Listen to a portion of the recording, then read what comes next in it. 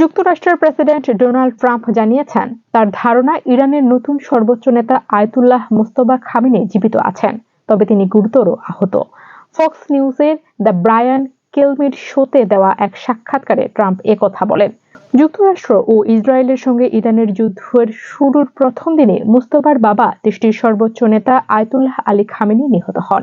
রোববার ইরানের বিশেষজ্ঞ পরিষদ মুজতবা খামেনিকে নতুন সর্বোচ্চ নেতা হিসেবে নির্বাচিত করে। এরপর থেকে ইরানিরা তাকে আর প্রকাশ্যে দেখেননি। গত বৃহস্পতিবার এক টেলিভিশন উপস্থাপক তার দেওয়া প্রথম বক্তব্যটি পড়ে শোনান। এর আগে ইরানের রাষ্ট্রীয় টেলিভিশন মুজতবাকে রণাঙ্গনে আহত হিসেবে বর্ণনা করেছিল।